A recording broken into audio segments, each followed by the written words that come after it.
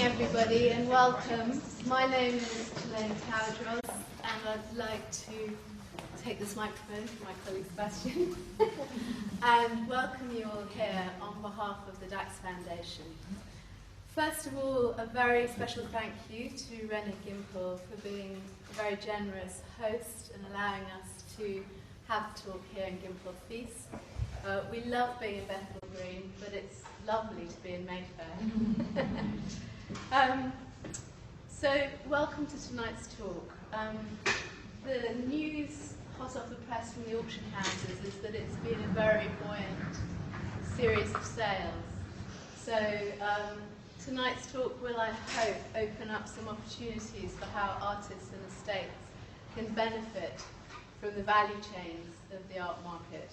And we're delighted here to welcome on your left Melanie Gerlis, who's one of the foremost art journalists writing today.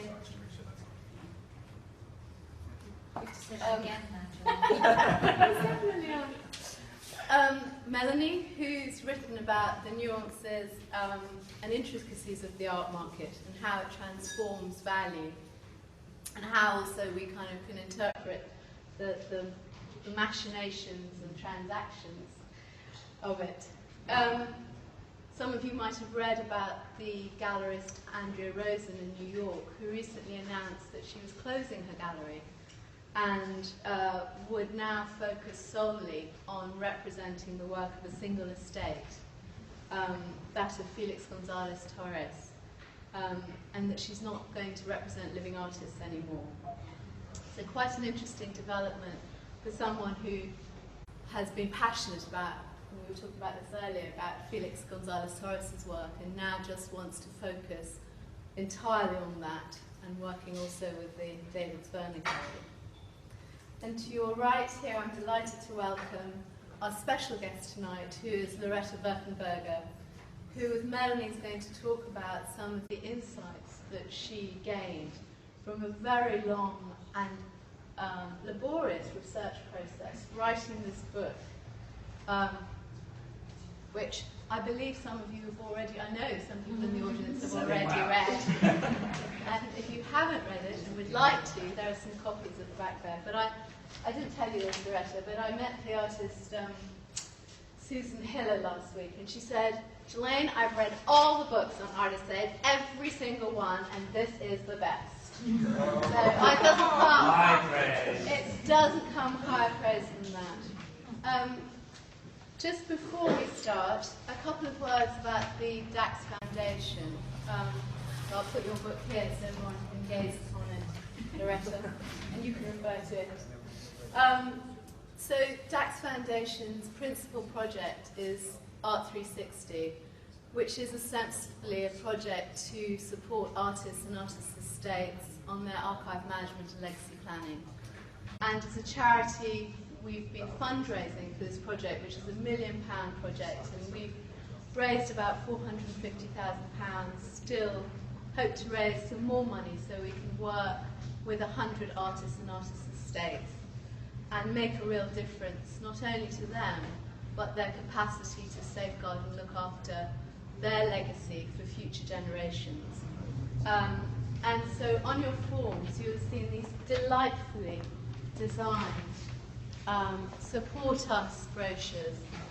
And tonight is an opportunity to become one of our first foundation patrons or foundation friends or project patrons. So please, if you would like to support us, do. If you have lots of wealthy friends who you think might like to support us, do share the information with them. And without further ado, I'm going to hand over to Melanie and Loretta. Thank you. Thank you very much, Ray. Are we audible? Oh no, we don't have to do this. You can't imagine how unsimple this is. Yeah, hang on a sec.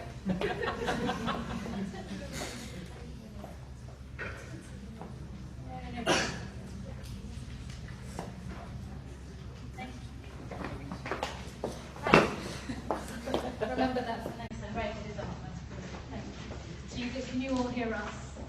Okay, thank you very, very much, everyone, for giving up your evening, or some of your evening, to be here. Thank you, as Juliette said, Renee, for this lovely space. It's a real pleasure to talk to Loretta Würtenberger this evening, because she really has been at the forefront of an increasingly relevant topic. And her book, which is also, it is incredibly comprehensive, it's also very engaging. You're right, you slightly took me out of a job when I read your book. It's very engaging. But I think the last time I spoke with Loretta, she put in a public panel, it was only about 6 months ago. And at the time I gave a very long list of the huge number of artist estates that suddenly were being represented more formally by art galleries. And since then, I wrote this down, since then I have written about, it's only 6 months, Arshel Gorky, Ruth Sauer, Lee Krasner, Milton Avery. These have all been taken on by mega galleries. And then exactly, as Ghislaine mentioned, there's been the Andrea Rosen, Felix Gonzalez Torres situation. And Christian McClear, who is interviewed in the Artist Estates, who founded and ran the Robert Rauschenberg estate since 2010, has actually moved to Sotheby's, and Sotheby's are now getting into this field as well. So it just keeps getting more and more involved and interesting. And I think it probably is more nuanced. I always like to say this is big business, but it's great to have Loretta here to talk about some of the nuances of the big business. And one of the things we really wanted to focus on today is how this is not just artists when they die and everything they leave behind. That isn't everything you should think of when you think of an estate. It's how much it also applies to living artists and what can be done today. Because the difference between an efficient or a flawed estate can begin hopefully before an artist dies. So I suppose, my first question, Loretta, while we're chatting, would be, why has this become such an area of interest, and why is it on the radar so much? Well, Melanie, thank you first of all for your time tonight. And before I answer the question, I would like to thank Mark and Ghislaine very much for inviting me and encourage everybody. I've got already this supporters thing. I'll fill it in. I think the Art360 initiative is just fantastic, and I encourage everybody to support it. It's so important. I think it's really interesting. When I started working on the book about 5 years ago, it was a little niche area. And I came to the field of artist estates through family, as most of us do. The grandfather of my husband was a Bauhaus artist, second-tier Bauhaus artist, a silversmith, who did beautiful design objects in silver, but which had no great commercial value up to today. But it was still a perfect estate, and the father of my husband passed away quite suddenly 8 years ago, and suddenly my husband was in charge. And so, us being involved in the art world, we knew a bit about what to do, but we didn't know a lot. And so I said to my husband, let's start talking to other estates to figure out what they did. And I remember at that stage, it was even difficult to trace down the estates. They were not in the public sphere like they are today. And so we started writing emails to other family members and visiting them and interviewing them. And then something happened which was quite surprising to us, that the estate of Hans Arp came to us, it was 8 years ago, and asked us if we could help them define a new strategy. It was an old established estate of over 30 years, and it was, they had kind of come in a cul-de-sac, so kind of to a dead end. And they asked us if we could help them to develop new ideas, and that we did. And then they asked us half a year later if we would like to get involved in implementing that strategy.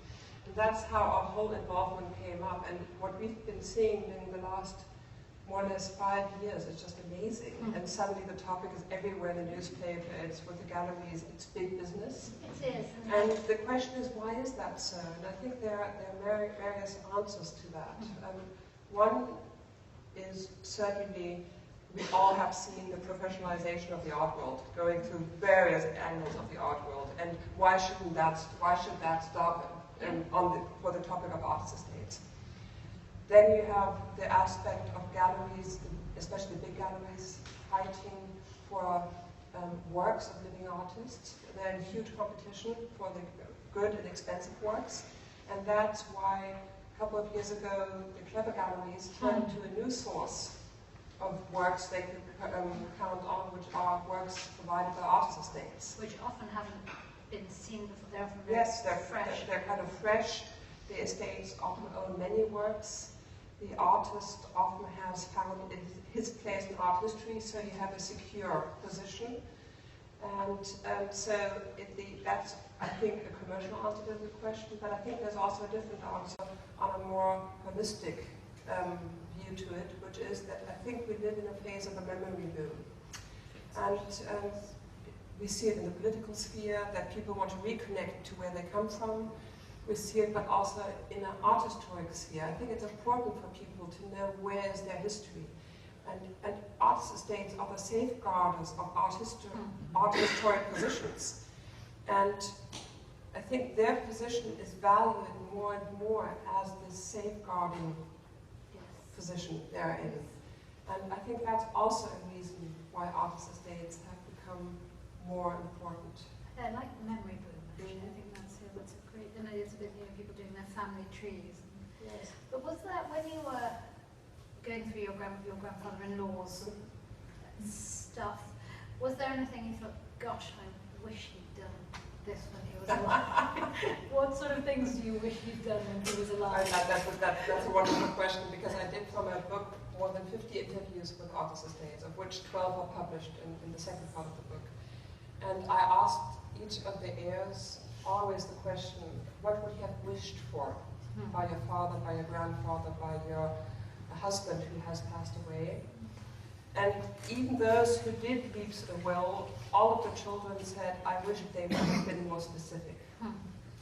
So there's in the second and third generation of those responsible for the estate a real need of getting guidance from the artist himself. And all had the feeling he didn't need enough guidance. I'm just thinking of Don Judd, who was quite specific. He set up the foundation during his lifetime. He put in his will that he wanted all his works to be in Marfa installed in a specific way. He wanted Spring Street to be within the estate, and he wanted his children to take over. Yes. But even Reynard Judd said, I would love him to be more specific. He didn't tell us how to do it. He said, do all that.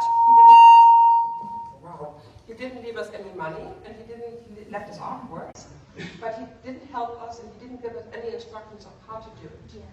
And I think that's a very typical example, and I have total respect that it's very difficult to think about your posthumous life. Yes. If you're alive, and it's very difficult for living artists to face these questions. I mean, we all are human beings. We all don't want to think about our death. I think we can empathize for that very strongly, all of us. And I think with artists especially, because they have the right to believe that they're overcoming mortality in a certain way. They're over staying immortal with them. So I think there's a second phase of not really wanting to deal with that. But still, there's a need for that. Is there also a sense from some artists, or many artists, that actually, we are creatives, and the digitizing and the filing and whatever, when they think about their legacy, that's not for us. Is there a way? Is there some? We need to sort of change the attitude of artists, maybe, to keeping records. I mean, Art360 or Art360 is working on that. We in Germany, with the Institute for Artist Estates, are trying to support that very strongly. I think it's not the question of changing the attitude. It would be wanting to change somebody, and that never works. Yes. It's about, I think, helping them to pass a certain bridge. And when we advise living artists in these questions, I often try at the beginning to change their view on the topic in the way that I try to give them the feeling that creating their own estate or estate structure may be the last big work of art they're creating. So I'm trying to address their creative side, which they're so good in. And it's about, when we do that, it's about trying to create distance to the artist's estate and try then to help look at it in a more distant way, and by that being able to engage more creatively with these processes, which are at a certain stage dull. They're about archiving, they're about law, they're about taxes, but it's also about how do they want the world later to see them? How do they want to be remembered? How do they want their oeuvre to be remembered? Yes, and hopefully that is something that does touch them. Yeah, touch them. And then the next difficult part about this work is also it's a lot about family relationships. Do you want your work to support later financially your children? Or do you want the work to support a non-profit cause or a profit cause? It's very, there are many questions to be asked in this process. And it's important that the living artist answers as many as possible. Yes, if you think about it like that, from a more practical point of view, it may help. And then, I mean, it's quite... Because that's, I think, talking about this question, it's also the way I try to build up the book. The main finding I made was that there's not the one rule how to best manage an artist's estate. You say something lovely, actually. You say something, that all artists are individuals. But you do say that maybe they should ask the same question. That's exactly it. I suppose, what would your top 3 questions? Oh, I have a horrible thing. Sorry. Horrible. I don't know which of us it is. Horrible. It's not me, because then I'm in trouble. I think top 3. I can't name top 3. We will try to burn them down to top 30. Okay. So it was about who should benefit from my estate. What form should the estate find? How do I deal with the academic world? How do I want to intervene with the museum world? Do I have the idea of having an own museum? Is that feasible? Questions like that. Do I want, if I'm a sculptor or a photographer, posthumous editioning, for example? Do I want... Sorry, I think it's my microphone. Should I take the one in the hand, maybe? Yeah, because I think it's awful for all of us. Yeah.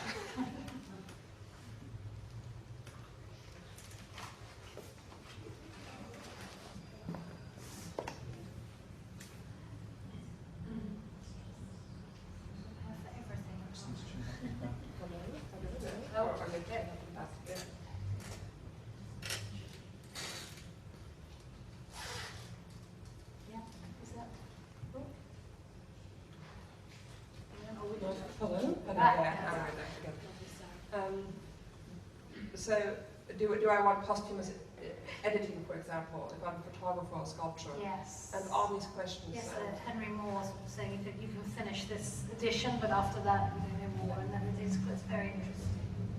And then is it, I mean, to a certain extent, can you say to people, listen, if you get your house in order, there's this artist, there's that. You mentioned Richter before, who was meticulous, he is meticulous in recording his work. But actually, is there an argument to say the more you do, maybe the more museum shows you have, it'll be easier for a museum to take on, it'll be easier to research, and maybe your prices will also go up. I mean, is that a fair... I very strongly believe, and I think there's evidence for it, that there's a correlation between an artist taking care of the householding in regards to their estates and the way they are perceived during the lifetime and posthumously. Let us take the example of Gerhard Richter. I mean, Gerhard Richter, he is just so organized in this sense. He's been creating his catalogue raisonné, although everybody knows it's not directly him, but the gerhardrichter.com page works closely with the studio together, although it's financed from somebody here from London. He has been working with the museums in Dresden to set up the Gerhard Richter archive. He has a functioning archive since I think about now 8 or 9 years. I'm quite sure.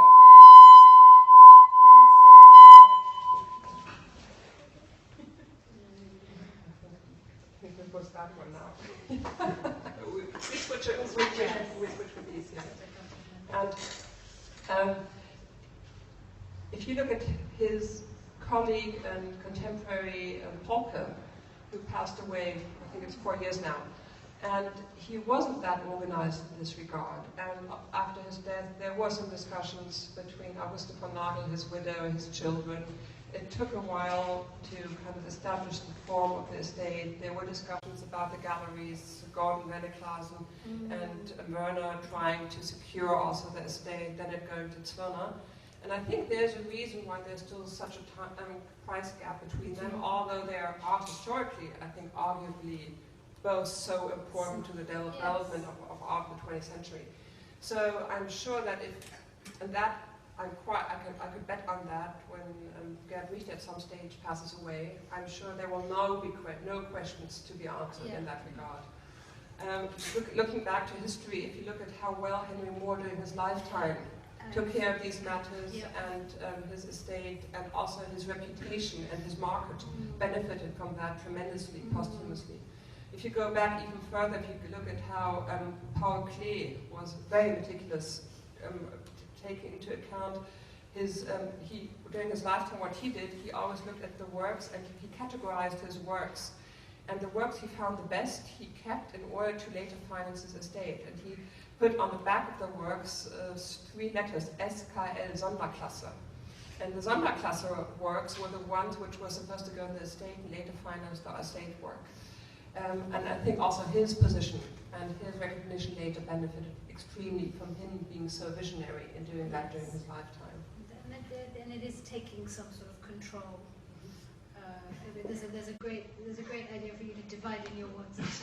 It's great in your book. You say that an artist should think about maybe these are my works that won't be sold. These are my. And I'll get onto that as well. But one thing you interviewed Jack Flam, who runs Motherwell's estate, Deedless Foundation, and he says you need a good lawyer, a good accountant, and a good archivist to keep your estate in order. But you also say, it's terrible. There's no real third-party funding for this, and obviously Art360 is aiming to help solve some of that. But what can you do if you're lower down the scale, if you're not Richter, but you still want to? There's still very real differences you can make now. The more cynical answer to that would be count on the exploitation of your children and grandchildren. It was interesting.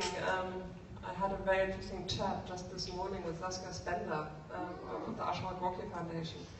And I asked her, Saskia, why did you step up into this role? She just took over the role 2 years ago and had been kind of vacant for a long time. And she's been doing great work the last 2 years, and you can already see the fruits of that. And she said, well, one of the reasons was the work of Ashar Gorky was also a bit fallen out of fashion.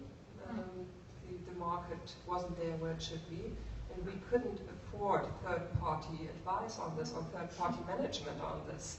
And so the family hoped that one of us would step up and do it for free. So I mean, that touches the whole question of family and artist estates, which we could talk about later even a bit more maybe. Yeah. Well, one question on that actually. I mean, I have heard people say, although I appreciate there is no cookie cutter answer, but generally speaking, can it be quite difficult to have family members run? It's a yes/no question. You have to develop it more. One of the wonderful interview situations in my book was when I asked actually Raina Judd about what advice would she give to other artist estates. She said, never put a lawyer on the board. Then the same afternoon, I went to Michael Ward Stout, who has been long-time head of the Metrofolk Foundation, is one of the big art lawyers in New York, and I asked him, and he said, never put a family member on the board.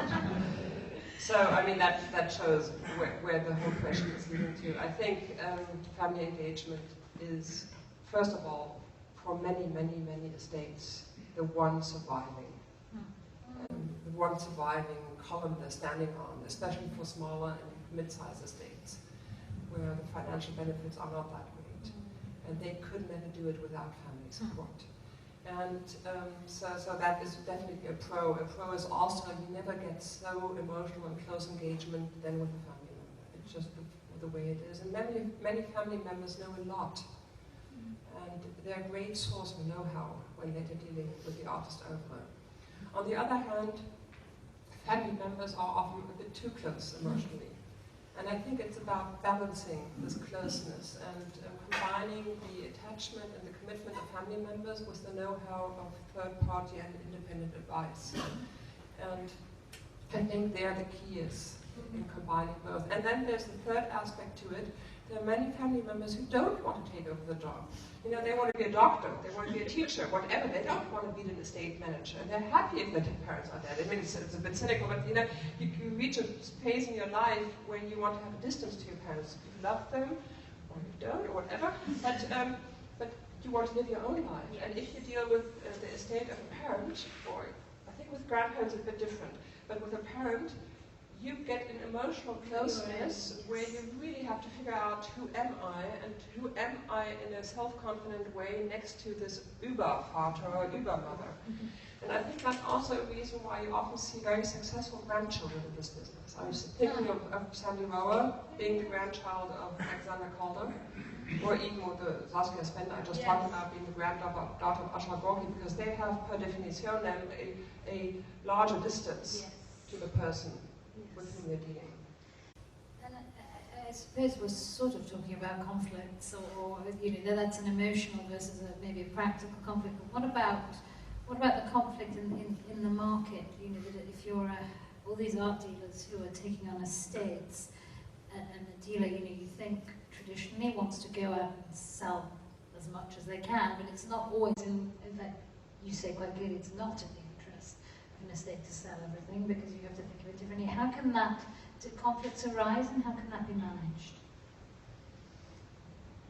I think that's a very good question and a very complex question. First of all, I think it's important to understand that if one hears estate X, Y, and Z is represented by House and Worth, by Savannah, by whoever, that can mean something very different from case to case. It can mean simply they get on commission works from the estate, so they sell works for the estate.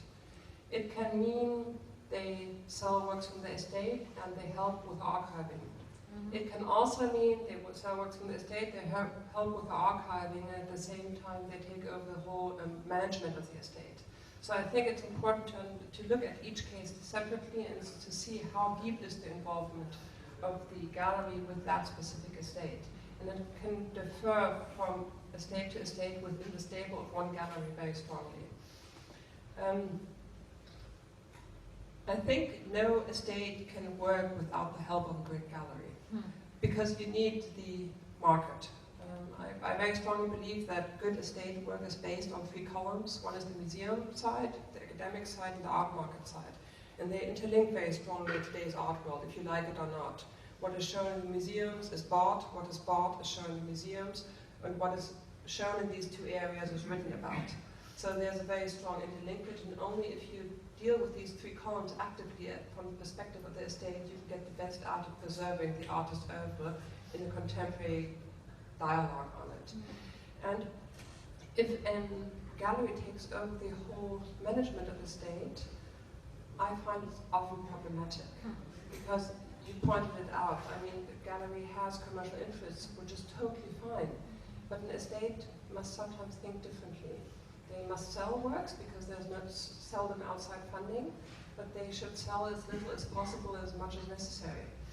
And it's also a very important question from the perspective of the estate to ask yourself is, what is the reason for my existing?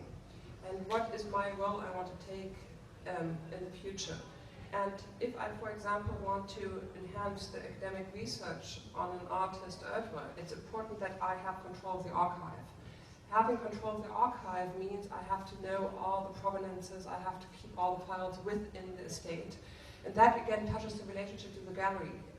Just as a side remark, also the relationship towards the gallery during the lifetime of an artist, because in today's world, with all the computer programs, all the digital archiving, it's often the galleries are of great help for living artists in doing so, but it also means they have ownership of data which might later be very important for estate works. And I think that's totally fine, but it's important to be aware of that and to manage the living artist-gallery relationship in a way that the artist is sure that they can keep control of certain data they later need for a proper estate work. And that's also a side we advise on strongly and help artists find the right relationship to the galleries. That on the one hand they can benefit from the galleries, and the galleries can benefit from that relationship also, because only when it's vice versa does that work long term. But on the other hand, to have those strategic elements of good estate management and estate building in mind solely from the perspective of the estate. Yeah, that's very interesting on the ownership of the archive and the ownership of information, which is what a lot of this is about. And again, I'm gonna pin you down just before I open it up to questions, because I know there are a lot of questions. Just on, if you are an artist today and you are relatively successful, but you've done nothing along these lines, or you think about your legacy in very conceptual terms, but not necessarily practical terms, what would be the first thing you would say? To everyone leaving today, what should they do before they get to work in the morning? What should they? What's the one thing they should establish? That's a tough one. Okay, I know. I think for a sculpture, answer the question: do you want posthumous editing or not? So, because that is such a crucial question in that field. If you have children, go have lunch with them and talk to them if they want to step up to this responsibility or not. And if they don't want to, respect it and think about alternative structures. Thank you very much. Yeah, I did manage to pin you down. I understand there are probably quite a few questions bubbling. Does anyone want to get the ball rolling? Or I can ask some more. Okay. Yeah, thank you. Thank you. Your book at the beginning. Your book at the beginning does make the point that an estate is much wider than just the art. And I think there's a risk in forgetting that the executor's role is to just deal with the estate and then hand it over. It's not actually to do anything about the artistic legacy, it's to hand things on. So it isn't the actual estate itself and the legal term that's the hard bit, it's what happens after that. The executor himself, of course, has to usually raise a lot of tax. So he has to obviously discuss with the next organisation in line. But there are much sort of broader issues, and the tax issue is quite a big one. And it's different in America and Europe. I think you raised a very important point, and I tried to write about that at the beginning of the book also. How do I use the term artist estate? And I tried to write a book which is usable in many jurisdictions. And I had to make a choice how to name this thing we're talking about.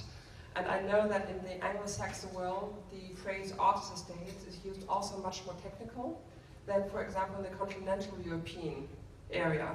It's really interesting, if you look at France, Germany, Spain, Italy, England, it always has different nuances to it. For example, in Italy, people name artist estates archivo, which we would all understand purely as the archive.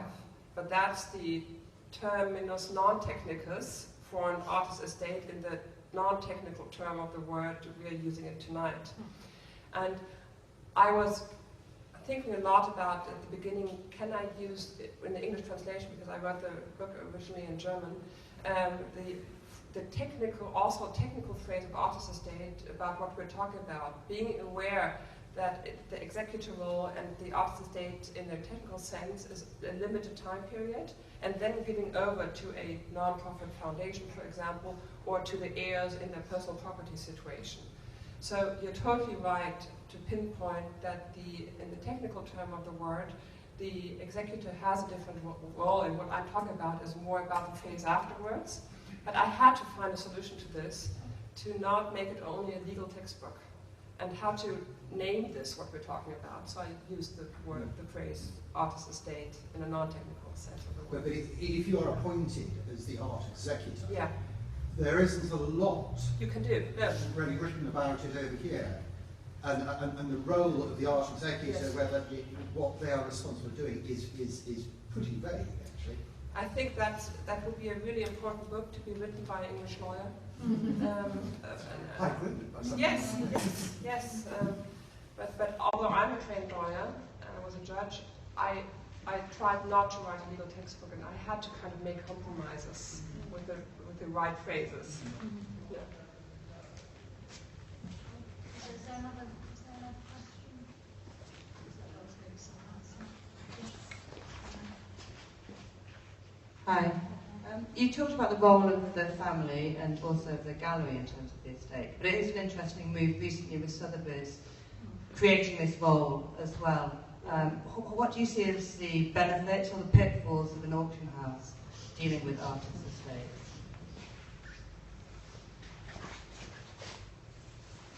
I think we were all quite surprised to read about the move of Christy McClear to Sotheby's, and I would like to answer the question in regard to Christy McClear and the art agency part there, and to auction houses in general, because I think you have to look at it quite differently. Up to Sotheby's creating that advisory arm of art agency, and also Christy McClear including into the team there and doing advisory for artists' estates, I think auction houses were one important part of the game, also from the perspective of his estate. If you're a good managed estate, you engage actively into the secondary market.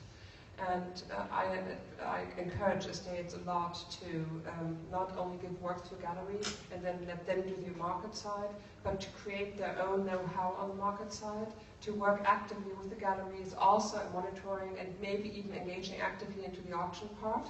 And you can use the auction houses very good to also maybe establish new price ranges, and it's part of the whole triangle between estates, gallery, and the art market. You have to get the auction houses into that equation if you're an active and good estate. But now with Sotheby's taking that move, I think it did change something, and I think it's not quite clear where it's going yet. I mean, the announcement was everywhere in the press, but since then we all haven't heard much. And I think the big question is, what exactly will they offer, and how can they really be credible in giving independent advice, although everybody knows that as a public company they have to create revenue. And for the estate, and we talked about this earlier, you have to have a very long-term view on things. And so I can't answer the question specifically because I don't know. And I'm there, as all of you, just waiting to see what happens. I think for Christy McClear it was quite a high personal risk to take this step. She's excellent, she's very intelligent, she's very engaged, I like her a lot. And she made some quite big decisions, like in terms of, from a market point of view. For Rauschenberg, Yeah. I mean, she was an excellent CEO of the Rauschenberg Foundation. But Look at the show with this. I don't know, but I think if she would have gone to an independent advisor, I would have said she will roll up the American market. Having gone to Sotheby's, I'm not sure about that. I think this is slightly off message, but I think there is also a sense at Sotheby's and a lot of the big auction houses and art businesses that they're trying a little bit of everything to see what sticks, and it should seem to be the kind of third big announcement in a row of Sotheby's bringing in outside experts and just seeing maybe there's something here. How many people here are artists or from artist studios specifically, just out of interest? Are there any? I mean, is there anyone who wants to maybe tell us some of the things that, you know, what's made you come here? What are you thinking about the process? Anyone? Or is there, I mean, is it something you all think about? I mean, it must be for you to be here. Yeah, I don't know, or if any of you has a specific question, let me know. They're shy artists, shy artists. But I'm sure, I mean, Loretta is here, lots and lots of people are here who will be able to advise you if you do have specific questions. And I would strongly advise, if you haven't got the book already, and you can get her to sign it as well. Well, I forgot to There's a question here. Oh, there you go. I'll wrap up in a minute.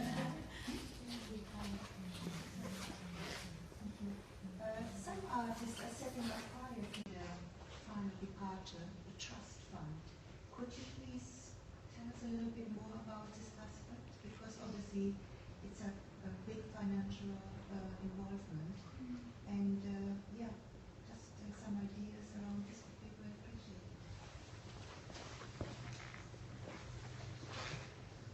I mean, I'm not an English lawyer or tax advisor. That's why I'm sorry I can't go into specifics of those, the trust or the funds or the trust funds. But in general, it's really interesting, coming back to your very first question, how come there has been such a rise in artist estates' importance in the last year? I think that has been very strongly triggered through artists setting up non-profit organizations during the lifetime in America and then later in England out of tax reasons, tax evasion schemes or tax saving schemes. And if you look at the generation of Lee Krasner, De Kooning, Lichtenstein, those were the first super rich artists, dying mostly in the 80s, around the 80s, early 90s. They were the first generation to set up during their lifetime already trusts or foundations. And obviously always tax driven. It was not so much we want to be the great philanthropics. I think that there was different actually with Andy Warhol. If you read in his writings about his foundation, he wanted to become a great philanthropist. But mostly they were tax driven. And the interesting thing is, I've heard from various artists, I think Henry Moore is the most visible example here in the United Kingdom, is that they quite suffered psychologically from that, because Henry Moore, for example, he was employed by his own production company, which I think he set up two structures. One is the foundation, one was the production company. And it was purely tax-driven at the beginning, and he had to become an employee of his own companies, getting a salary, and he hated it, you know, this idea of being employer of his own, although he kind of owned it, but he didn't own it anymore because it was part of the overall foundation scheme. Just as a side remark, what's really interesting, I don't know if you know the artist, what's her, sorry, I forgot. I'll come to her name in a moment. She's actually a friend of mine from New York. She's my age, and she works as an artist about the question of the relationship between the artist and his legacy, her legacy, as artistic practice. And what she did, Jill Magic is her name, Jill, and what Jill did, you won't believe it, as one part of trying to transform these questions of the relationship into artistic practices, she created a diamond ring, and sold the ring without the diamond and to a museum in America, and once she's dead, her body will be pressed in a diamond, it will go into that ring. And so the body of work gets a total, the word of body of work gets a total new notion to it. And what she's also sometimes thinking about theoretically, doing a kind of conceptual work on creating a trust during her lifetime for 5 years only, and the trust members can tell her, instruct her what she should do in an artistic practice. So I think, and it's just kind of figuring out that relationship from an artistic point of view, and I really like her work, it's amazing. Yeah.